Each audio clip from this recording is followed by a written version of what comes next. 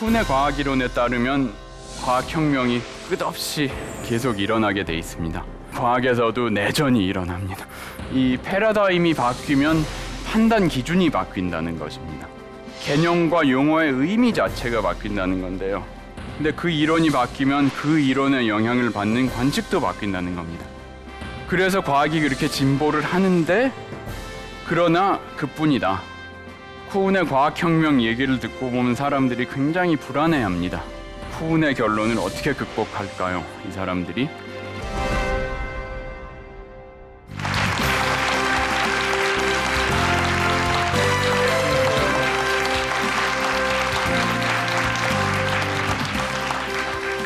이번 시간에는 과학적 진리라는 약간 거창한 주제를 말씀드리겠는데요. 복습하고 정리를 잠깐 하면서 시작하겠습니다. 이 제3강에서 말씀드린 것이 과학이란 게 아주 확실한 토대가 없이도 진보할 수 있다. 그런 거 말씀드렸고요. 그때 말한 거는 이제 지식의 일관성과 정밀성을 키우는 거라고 했지, 어떤 절대적 진리에 다가가는지 그런 얘기는 피했습니다. 또 비슷한 방식으로 이제 지식의 범위를 넓힐 수도 있겠고요. 그것도 뭐 진리를 깨닫는다든가 그런 식의 얘기는 아니었죠. 제4강에서는 과학혁명에 대한 논의를 했는데, 이 토마스 쿠hn의 결론을 소개했죠. 혁명적인 아주 큰 변화를 겪으면서도 과학은 진보를 하는데, 그거는 문제 푸는 능력이 늘어나는 거지 어떤 진리를 향해서 한 방향으로 나가는 건 아니라고 쿠hn이 주장을 했습니다. 그래서 이제 소위 도구적인 과학의 진보를 얘기하는데 그친 거죠. 거기까지가 이제 복습인데, 그렇게 얘기하면 반발하는 사람들이 많습니다. 많은 순수 과학자들, 또 다수의 과학 철학자들은 이 과학의 실제론이라는 입장을 많이 표명하는데요. 여러분들 과학 철학 공부를 조금이라도 해보신 분들은 들어보신 일 있죠. 이게 정말 과학 철학에서 가장 중요한 주제로 여겨지는 것 중에 하나입니다. 이 scientific realism이라고 영어로 그러고 그냥 짧게 리얼리즘 하기도 하고 실제론으로 번역이 됩니다. 이 실제론이라는 주장은 과학의 정말 목표는 자연에 대한 진리를 얻는 거라는 거죠. 과학이 꼭 자연현상을 잘 예측하고 실험을 해서 테스트를 해보니까 맞고 그런 정도가 아니라, 이런 경험적으로 유효한 거를 넘어서 어떤 정말 진리, 그것을 또 찾는 것이 목표이고, 현대과학은 또 그 목표를 어느 정도 달성하고 있다. 그렇게 이제 낙관적으로 보는 사람들은 보죠. 비관적으로 보는 사람은 우리가 과학이 목표로 갖고 있는 게 진리긴 하지만 달성은 못하고 있다. 그러나 죽을 때까지 못하더라도 해야 된다. 그거는 이제 포퍼의 입장이 좀 그렇습니다. 그렇죠. 항상 가설을 내세워서 반증시켜서 또 다른 가설을 내세워서 그것도 반증되고, 그러면서 아는 건 없지만 계속 모르는 걸 쌓아가면서 나간다. 그러나 궁극적 목표는 진리를 얻는 것이라고 했죠. 그에 반면에서 이제 소위 반실제론자들은 이 과학의 목표 자체가 진리를 얻는 게 아니라고 말하는 사람들도 있습니다. 진리는 무슨 진리냐? 우리는 유용한 지식을 얻으면 되지.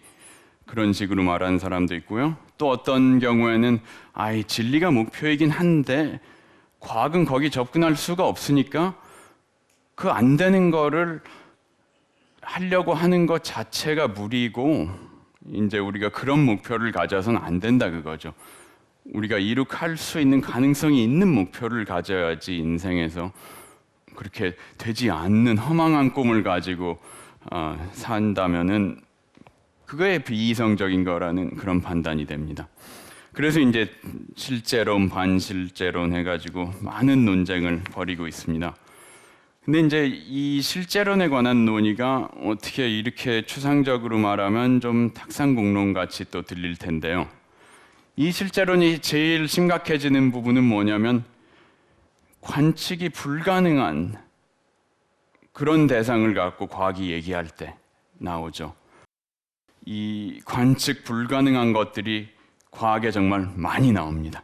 현대 과학에는 특히 좀 심하게 말하면 우리가 얘기하는 대부분의 이 과학 이론 개념들이 거의 관측 불가능한 것들이 아니겠냐. 그래서 예를 몇 가지 이제 들어드리겠습니다. 몇 가지 종류. 이제 우리가 항상 생각하는 거 있죠.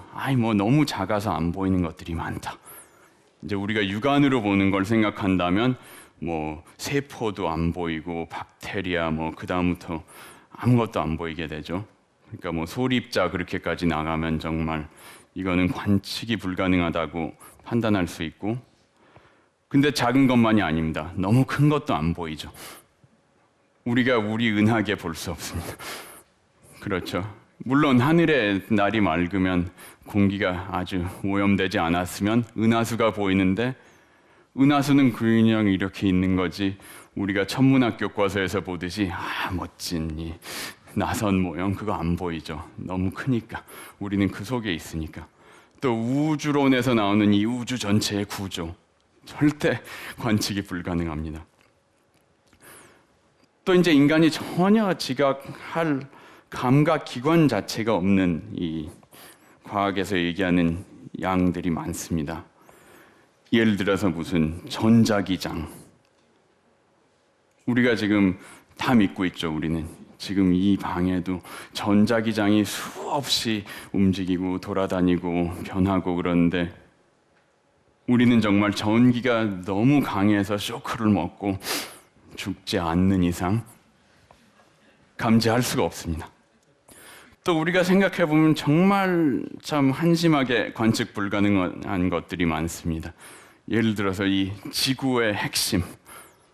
우린 분명히 지구라는 거는 그 중앙에 딱딱한 것들이 있거나 아니면 뭐 금속이 뭐 녹아서 있다고 하는 설도 있고 여러 가지 설이 역사적으로 있었지만, 우리가 다 믿는 거는 분명히 지구의 핵심이라는 건 있다. 그거죠. 근데 우리가 가본 적은 없죠. 우리가 아무리 뭐 유전을 깊이 판다고 해도 정말 지구 표면에 긁는 것밖에 안 됩니다. 그럼 그 지구 내부 구조를 어떻게 공부하느냐? 직접 할 수 없죠. 요즘은 지진파를 가지고 하죠. 지진이 났을 때나 또 핵실험 같은 걸 해가지고 이 지진파가 퍼지면 그게 지구를 통해서 어떻게 퍼져나간다는 걸 보고 이 지구 구조가 이렇겠구나. 추론을 하는 거지 우리가 관측은 못합니다.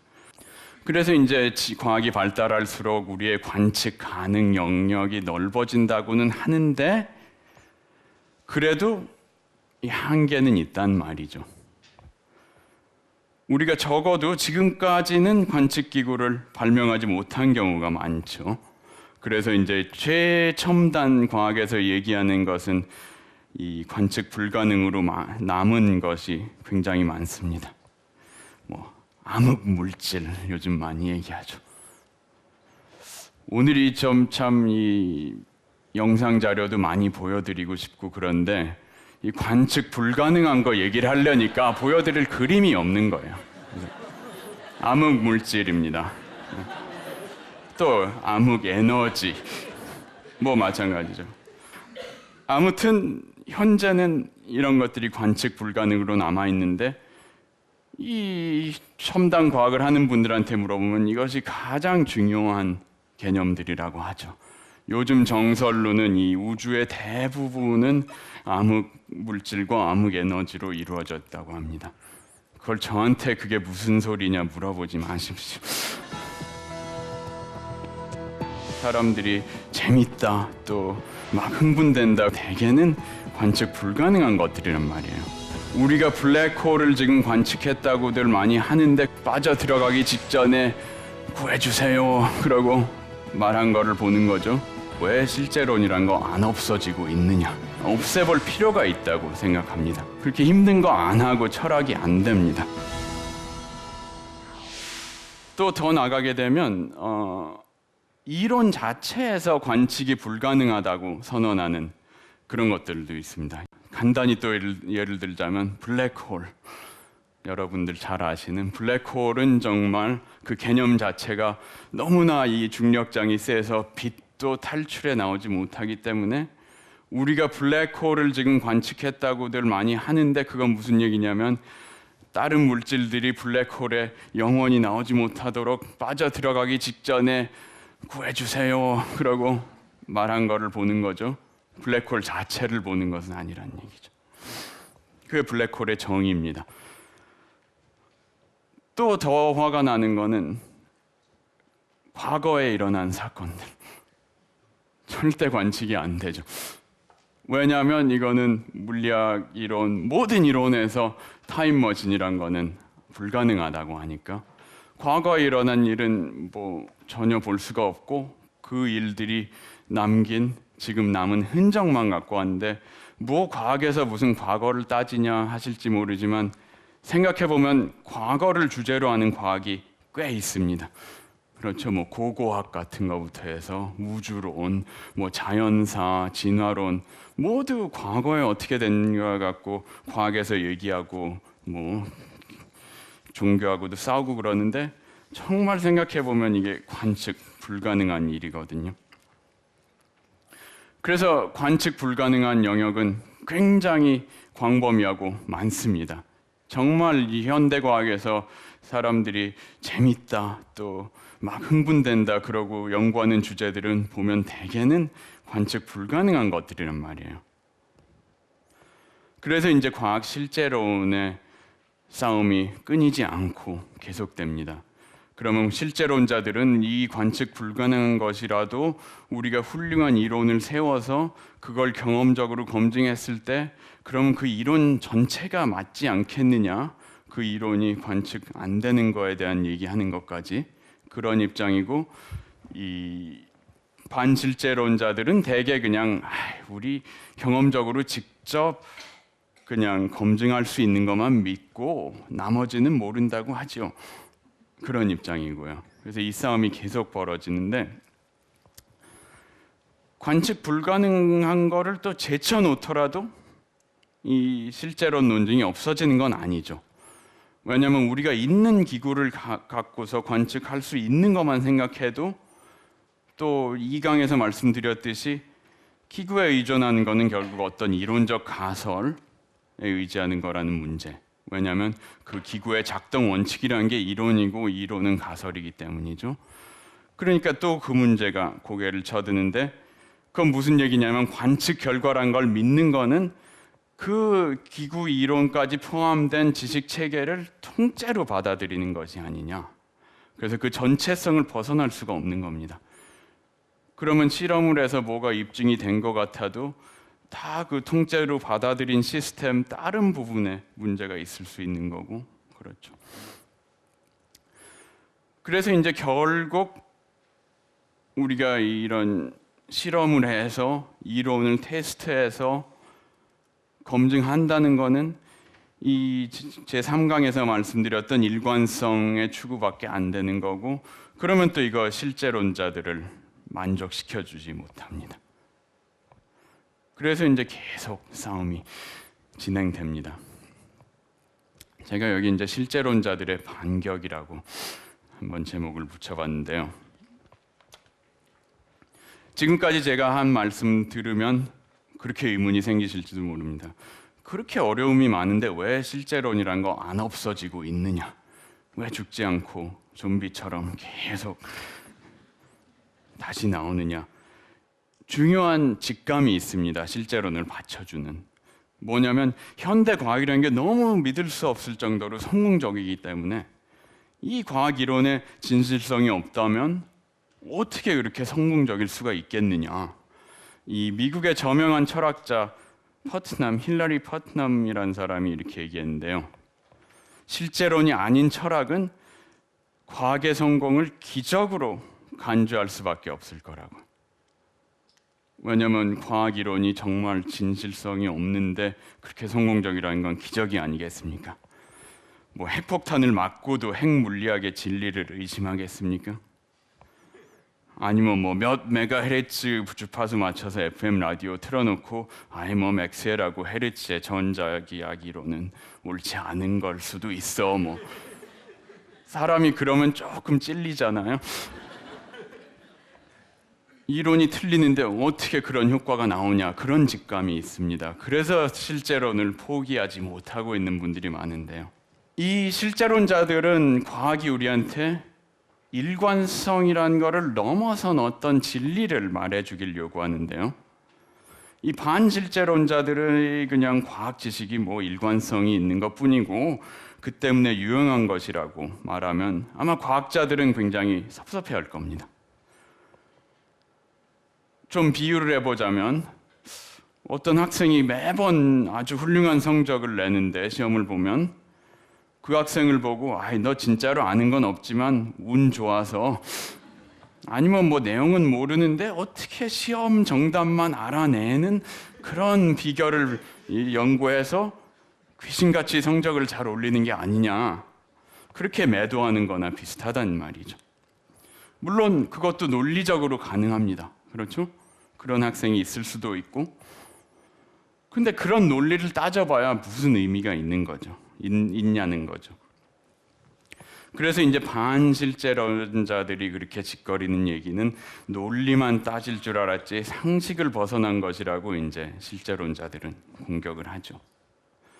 그래서 적어도 정말 과학이론 다는 말고 적어도 우리가 가장 훌륭하다고 여기는 그런 과학 이론들이라면 관측 불가능한 그런 방면의 진리도 꿰뚫고 있는 게 아니냐, 그런 느낌을 이제 없애기가 굉장히 힘듭니다. 그 직감을.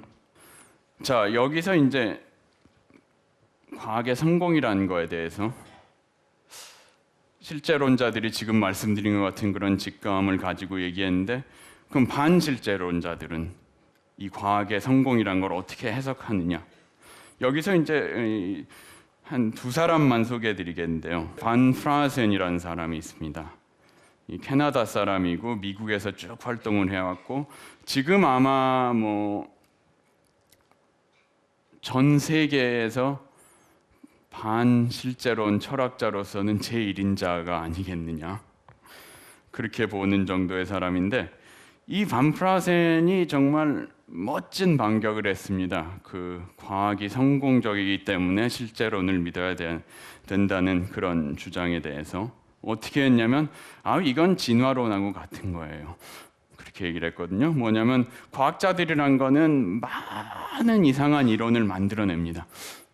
그 중에 다 엄격히 경험적으로 시험을 해서 성공적인 것만 놔두고 나머지는 다 없애거든요. 그러니까 살아남은 거는 당연히 성공적일 수밖에 없지요. 근데 그 결과만 보고서 와, 과학은 어떻게 해서 이렇게 엄청나게 성공적인 이론만 만드느냐 하고, 그러면 뭐 실제론을 믿어야 되고 하는데, 반 프라센의 주장은 그게 아니라 이거는 진화와 같은 것이라고.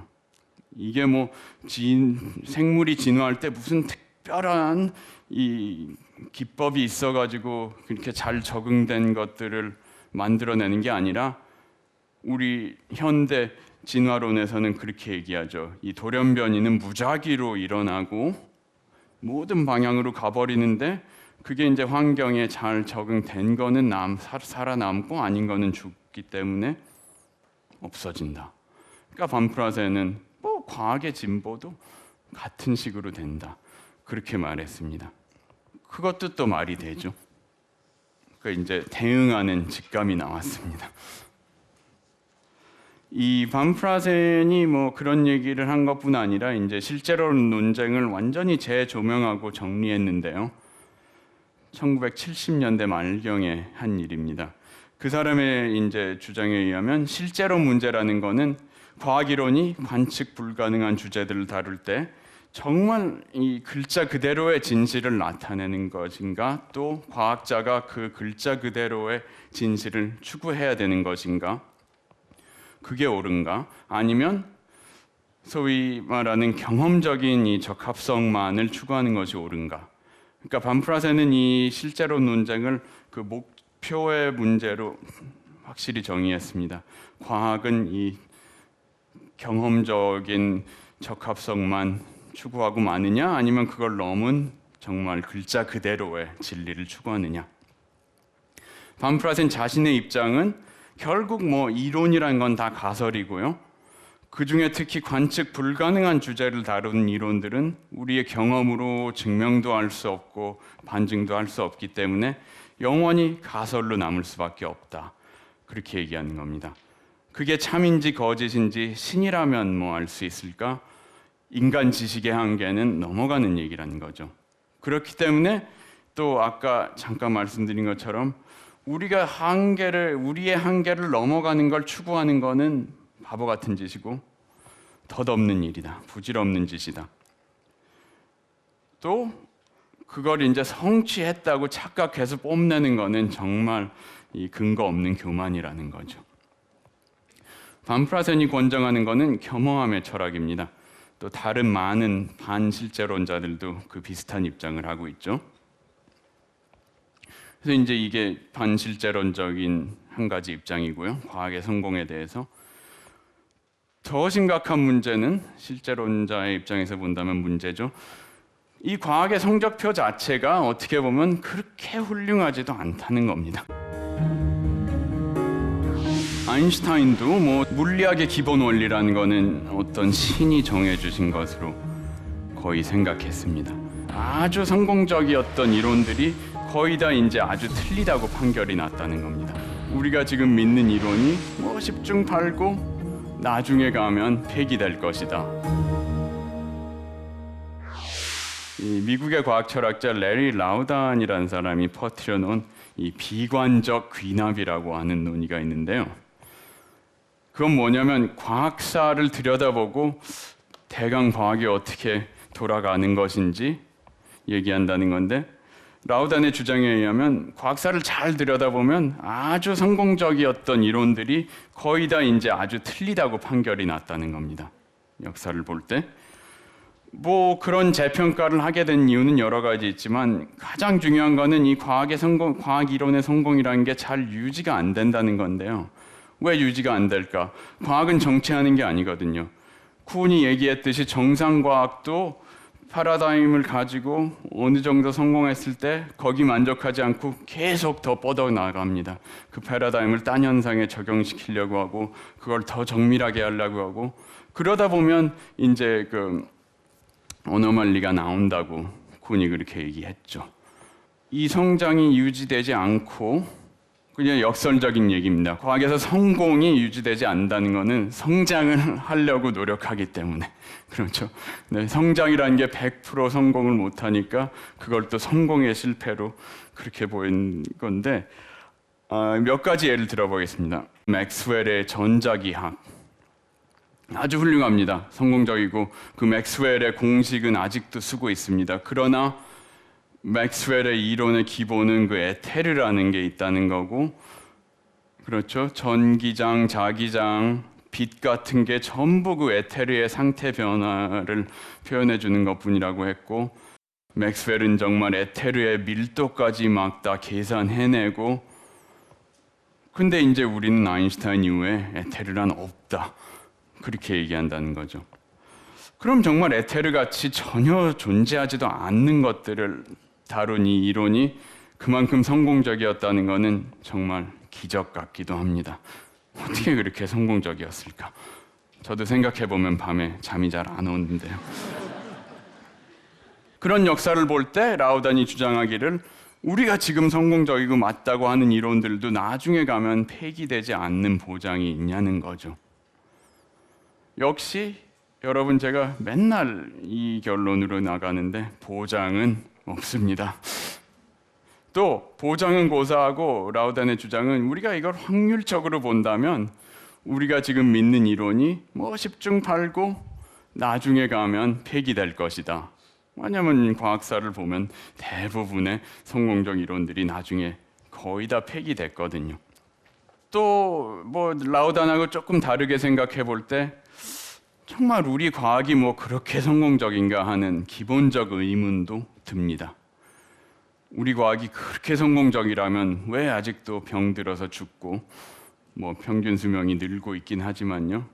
아직도 우리가 속수무책인 게 많고, 뭐 병 고치는 거 어렵다고 합시다. 가장 쉬운 거 예를 들자면 우리가 지구 온난화로 걱정을 하는데, 아니 공기에서 이산화탄소 좀 다 빼버리면 될 거를 뭐 그것도 못해요.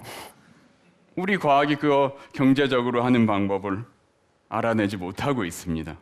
그게 뭘 그렇게 훌륭하다고 그냥 뭐 이게 너무 성공적이기 때문에 실제론을 믿어야 된다니 좀 우습죠.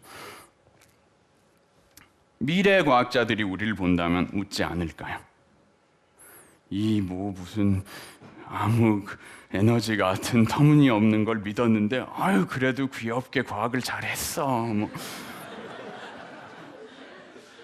그렇게 얘기할지도 모릅니다. 또 아주 이 발달된 외계 문명이 있다면 또 그 사람들이 본다면 우리는 아직도 유치하지 않겠느냐. 그러면 또 이 실제론이 가장 신봉하는 과학의 성공이라는 이 명제가 좀 흐릿해지죠. 우리는 진리라는 의미를 다시 생각해 봅시다. 제가 볼 때 진리를 갈구하는 것은 종교적인 열망이라고 봅니다. 그렇게 볼 때 과학이 진리를 추구해야 된다고 생각하는 것도 종교, 특히 그 일신교인 기독교의 독실한 신자였던 16세기, 17세기 유럽인들이 과학을 처음으로 발전시켰을 때 가지고 있던 그 기독교적 관념의 유물이 아닌가. 우리가 진리를 계속 추구하는 것은 정말 그 시대의 많은 유럽 사람들은 우리가 현재 기준을 적용한다면 광신자라고 할 수밖에 없습니다.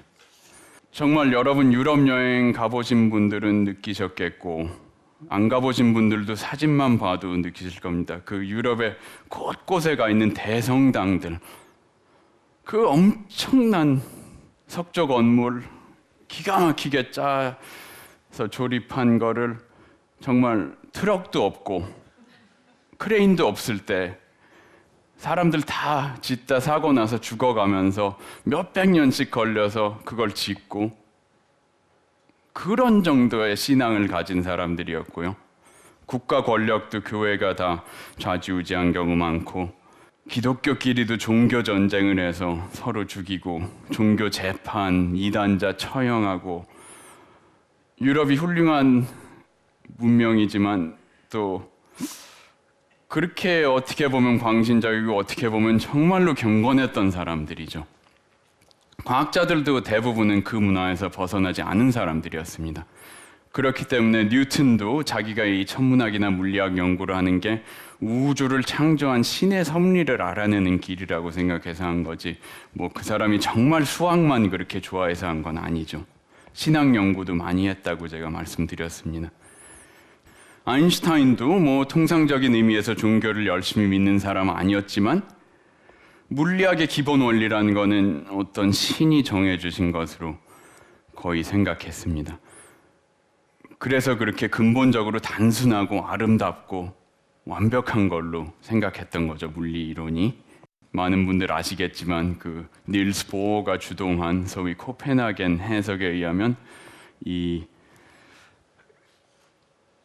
양자역학적인 과정은 근본적으로 확률적이라고 했죠.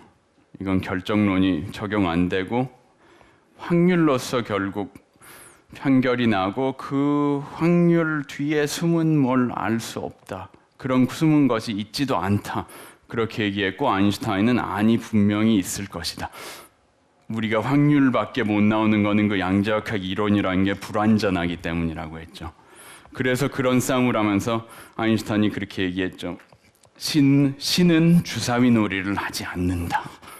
그렇게 멋진 선언을 하셔서 저도 어렸을 때 그걸 보고 멋있다 했는데 나중에 좀 생각해 보니까 신이 뭐 하고 노시는지 자기가 어떻게 합니까?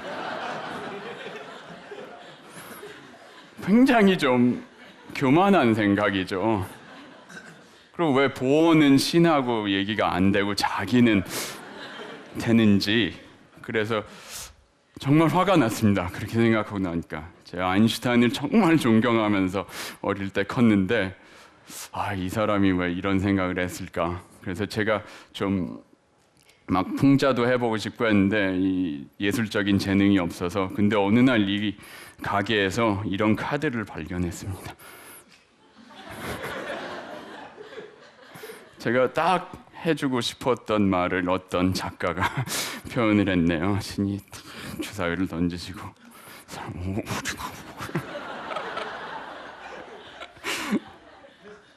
이건 농담이고요. 아인슈타인 이후에도 많은 이론 물리학자들이 소위 대통일 이론 등을 추구하면서 이 우주를 움직이는 기본적 원리는 궁극적 진리를 표현하는 단 한 가지 이론에 들어있을 거라고 믿었는데 그렇게 믿는 거는 제가 보기에는 일신교의 종교적인 태도하고 큰 차이가 없습니다. 그런데 또 재밌는 거는 이제 현대 과학의 정말 이 실행 형태를 보면요. 뭐 유명한 노벨상 받은 과학자 얘기만 듣지 마시고 정말 과학이나 공학을 하는 이 동료들이나 친구들이 있으면 가서 보십시오. 그 사람들 뭐 하는지. 뭐 진리 추구 안 하거든요. 이 수많은 과학자들 중에 일부 극소수 뭐 촉근 이론이나 우주론 같은 거 하는 사람들 몇 빼고는 대개 진리 걱정 안 합니다. 아주 세세한 내용의 모델링하고 있죠. 그래서 또 뭐 진리 좋아하는 사람들은 그런 분들 보고 공돌이라고 이제 많이 비하를 하는데 저도 그랬습니다. 제가 과학자의 꿈을 꾸던 그 학창 시절에 그런 실태를 느끼면서 전 이게 잘못됐다고 생각했거든요. 그래서 저도 그런 식의 과학은 공학에 불과하다고 이제 천시를 했고 또 1강에서 얘기한 것처럼 그 문제나 풀으라고 하는 식의 과학 교육에 저는 많은 이제 불만을 품고 있었던 거죠. 왜냐하면 제가 진리가 될 수 있는 그런 이론적 원리들을 알아야만 이 자연을 정말 이해할 수 있고 깊이 그렇게 이해하는 걸 저버린 채 사실 확인하고 문제 풀고 응용하는 데만 신경 쓰는 과학이 너무 싫었거든요. 그래서 이제 진리를 포기하는 걸 거부하고 저는 그때 철학 용어는 몰랐지만 실제론자적인 입장을 가지고 있었던 겁니다. 근데 이제는 많이 생각이 좀 달라졌는데요. 이 사람이 좀 패기가 없어져 가서 그런 것 같은데 어떤 형태가 됐건 지식을 추구하는 거는 다 존중하는 게 어떠냐 그런 입장이 됐는데요. 이 과학은 사실을 배우고 또 그 밝혀낸 사실들을 설명하고 이해하는 노력을 합니다. 그러면 된 게 아닌가. 우리가 그걸 넘어서 어떤 진리의 꿈을 꾸는 거는 주제 넘은 일이 아닌가. 또 진리가 정말 그렇게 궁극적인 거라면 과학이 다루기는 힘겨운 일이 아닌가. 그렇게 생각이 되네요. 그런데도 실제로는 죽질 않습니다. 계속 떠오르는데 과학이 뭐 진리를 포기해야 된다고 하면 석연치가 않고 불안하단 말이에요. 거기엔 또 다른 이유가 있습니다. 지금 말씀드린 종교적인 이유를 넘어서 다른 이유는 뭐냐면 과학이 참된 걸 말해주지 않으면 어떻게 우리가 사회에서 거짓과 오류를 막을 수 있는 거냐는 거죠. 진리를 탐지할 수 있는 탐지기도 없고 측정 방법도 없죠. 우리는 진리를 버리자. 그러나 그렇게 간단한 문제는 아닙니다. 철학적으로. 이론들을 굉장히 더 발달시켜서 어떻게 하면 저 실제와 똑같이 하느냐. 제가 이제 얘기하고 싶은 거는 이걸 거꾸로 하자는 겁니다. 우리가 어떤 중요한 사태가 있으면 그 진상 규명을 하고 싶어 합니다.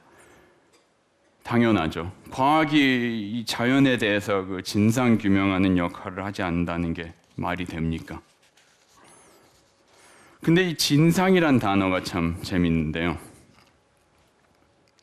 제가 이제 우리말로 공부를 안 하다가 이제 이런 강의를 하려고 와서 열심히 용어도 찾아보고 생각을 해보니까 정말 이게 재밌고 중요한 문제입니다. 진상이란 말을 사전에 찾아보면 그냥 막연하게 나와 있습니다. 뭐 일이나 사물의 참된 내용이나 형편. 그런 말은 뭐 누구나 할 수. 근데 우리가 이 단어를 어떻게 실제로 사용하는가를 잘 생각해 보면 더 재미있는 부분이 나오는데요. 첫째, 진상이라는 건 진리와는 다릅니다. 예를 들어서 우리가 논란이 있는 사건이 일어났을 때 거기에 대한 진상규명위원회 같은 거 만들 수 있죠. 여기서 진리규명위원회라고 하면 말이 좀 이상하죠. 진리를 어떻게 위원회에서 규명을 해?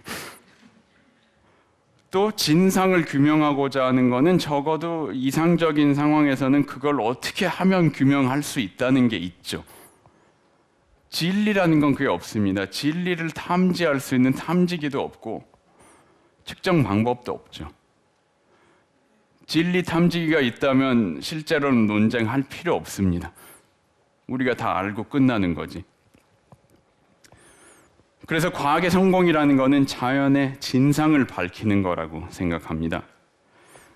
다시 쿤의 철학으로 돌아가서 생각해 보자면 그 진상을 밝히는 것은 각각 패러다임 안에서 일어나는 좀 정상과학적인 얘기죠. 과학에서 참됐다는 의미는 제가 느끼기에는 성공했다는 그 얘기 이외에는 없는 것 같은데요. 그래서 감히 우리는 진리를 버리자, 그런 말씀을 드리고 싶습니다. 이 성공적인 탐구를 하는 것이 바로 자연의 참된 모습을 배우는 거고요. 그 이상은 과학의 임무가 아니라고 보거든요. 제가 이제 그 실제론에 대한 제 입장을 정리하면서 이 강의를 마치겠습니다.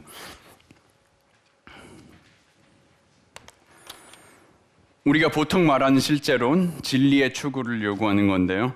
저는 그거는 거부하겠습니다. 그러나 우리가 실제론이나 그 비슷한 걸 필요로 느끼는데 그 이유는 과학이 자연에서 뭔가를 배우려는 태도를 유지해 주자는 거죠.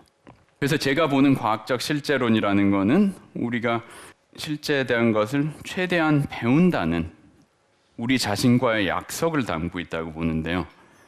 이 포퍼의 반증주의나 쿤의 정상과학이나 다른 많은 철학들도 이걸 같이 하고 있는 겁니다. 이런 태도는 뭐냐면 이렇게 행동하고 이렇게 살아야겠다는 일종의 이념이죠. 이데올로기입니다. 우리는 과학을 해서 계속 자연에서 뭔가를 배워나가겠다. 제가 1강 시작할 때 우리 조상 얘기를 했지만 우리 옛날 조상들은 그런 태도가 확실히 없었던 것 같습니다. 있긴 했지만 이렇게 서양에서 물려받은 과학처럼 계속 우리는 자연을 파헤치고 들어갈 수 있는 데까지 다 들어가서 배우고 그런 태도는 없었던 것 같은데요. 그건 과학이 가진 특성입니다. 그래서 제 생각에는 실제론이라는 말이 좀 적당하지가 못한데요. 왜냐하면 그 론이라고 하는 거는 뭐가 그냥 어떻게 생겼다고 하는 이론이라는 어감이 있고 그 규범성을 지칭하고 그런 이데올로기적인 거는 주의라는 말을 쓰는 게 더 나을 것 같은데요. 그래서 이 실제론이라고 하는 거 사실 영어로는 리얼리즘이죠. 이즘입니다. 이데올로기를 얘기하는 이즘인데 물론 영어의 그 전미사 이즘은 많은 다른 의미를 가지고 있긴 한데 아무튼 중요한 거는 론과 주의가 다르다는 거고요. 제가 주장하는 건 실제주의라고 얘기해 보고 싶습니다. 이건 뭐냐면 과학이 다 이런 것이다 얘기하는 게 아니라 우리는 과학을 이렇게 해야 될 것 같다. 그런 거죠. 제가 가진 이 실제주의 입장은 능동적인 겁니다. 가능한 한 최대로 실제에 대해서 과학을 연구해서 배워야 된다는 거죠. 근데 그렇게 얘기하면 반대할 사람이 없겠죠. 누가 배우는 거를 이 세상에 싫다 하겠느냐. 그러나 그렇게 간단한 문제는 아닙니다. 철학적으로. 이제 한 가지만 말씀드리겠는데요. 왜 간단하지 않은가?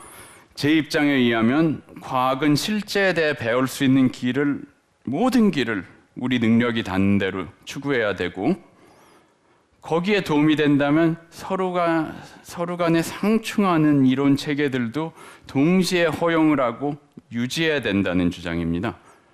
이제 오늘 마지막으로 드릴 말씀은 그 실제론이나 실제주의라고 할 때 들어가는 그 말 실제와 과학 이론 간의 관계입니다. 이제 보통 실제론에서는 이론이 실제를 표상한다고 하죠. 이론이 실제를 표상한다는 개념하고 잘 통하는 거는 진리의 소위 대응론입니다. 이제 우리가 철학자들한테 진리란 무엇이냐 할 때 여러 가지 대답이 나오는데 그중 가장 이제 좀 사람들이 많이 얘기하는 것이 첫째 대응론, 소위 코레스폰던스 디어리라고 하죠. 그 대응론은 아니 우리가 이렇게 얘기했는데 그렇게 얘기한 내용이 실제로 어떤 거하고 대응하면 참이고 아니면 거짓이다. 간단합니다.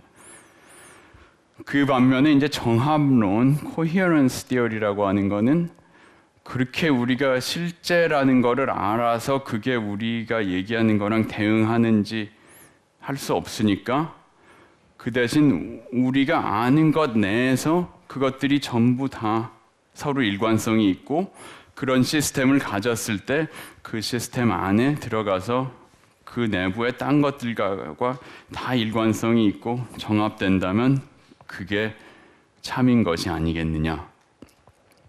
그런 대립이 있는데요. 이 실제론에서는 이 이론이 실제를 표상한다고 하고 이게 이제 진리의 대응론하고 잘 통하는 거죠. 말이 너무 어렵습니다. 말이 너무 어려우니까 그림으로.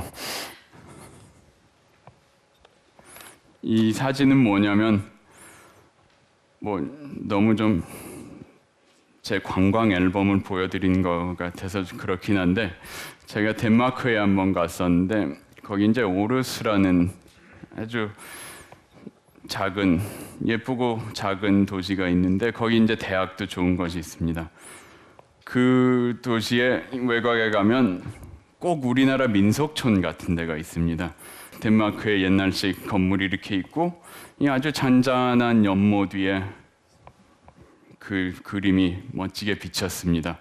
그래서 사진을 찍었는데 이게 정말 보통 실제론자들이 생각하는 이미지입니다. 이 여기 보이는 건물이 이 실제의 모습입니다. 그것이 우리 과학을 통해서 표상되는 것이 이 물에 비친 모습 밑에 있는 거죠. 그 물에 비친 모습은 실제랑 비슷하긴 한데 완벽하지 못하고 좀 가생이에는 틀린 데도 있고 물결이 일어서 그렇죠. 그래서 이제 이 우리가 표상하는 이론들을 굉장히 더 발달시켜서 어떻게 하면 저 실제와 똑같이 하느냐. 그것이 실제론적 과학의 목표라고 이렇게 또 은유적으로 표현할 수 있고요. 그러나 제가 이제 얘기하고 싶은 거는 이걸 거꾸로 하자는 겁니다. 무슨 얘기냐면 이 복잡하고 간결하지 못한 것이 실제의 모습이라는 거죠. 우리가 실제를 표현하고 기술하는 이론이 사실은 깨끗하고 단정하게 된 겁니다. 왜냐하면 이론은 우리가 만들어낸 거고요. 깨끗하게 할 수 있죠. 얼마든지. 그래서 그 단순하게 그린 모습이 실제 진상을 보여주는 거라고 볼 수는 없는데 그러나 우리 인간이 이해할 수 있는 걸 돕습니다.